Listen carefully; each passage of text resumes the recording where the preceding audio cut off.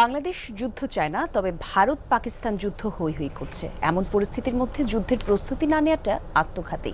এই মন্তব্য করেছেন প্রধান উপদেষ্টা ডক্টর মোহাম্মদ ইউনূস। সকালে কুর্মিটোলায় বিমান বাহিনীর বীর উত্তম একে খন্দকার ঘাঁটিতে ছিল বার্ষিক মহড়া। আকাশ বিজয় নামে হয় এবছরের বার্ষিক মহড়া, যেখানে অন্তর্বর্তী সরকার প্রধানকে গার্ড অফ অনার প্রদান করা হয়।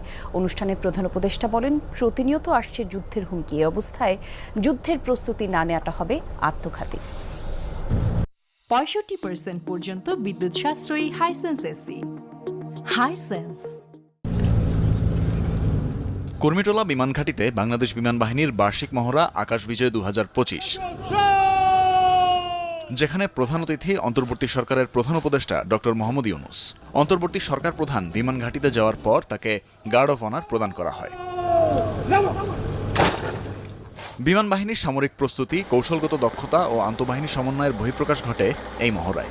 বিভিন্ন যুদ্ধ ও পরিবহন বিমান, helicopter, unmanned aerial vehicle, radar ও অন্যান্য আকাশ প্রতিরক্ষা ব্যবস্থার ইউনিট এতে অংশ নেয়। শত্রু এলাকায় অবতরণ ও উদ্ধার কার্যক্রম, যুদ্ধের প্রশিক্ষণ আর যান্ত্রিক দক্ষতার নিখুঁত ফ্লাইপাস ছিল মহড়ার অন্যতম আকর্ষণ।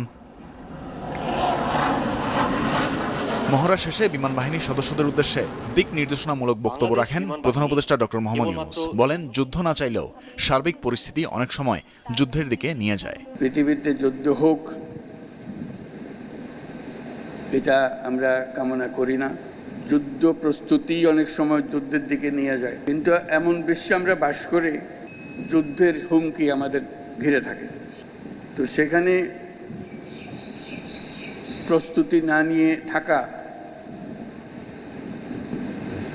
এটা অসম্ভব হয়ে পড়ে। এখন আমরা যখন কথা বলছি তখন আমাদেরই কাছে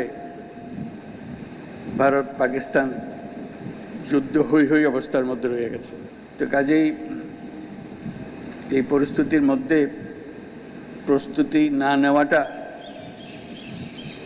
আত্মঘাতী।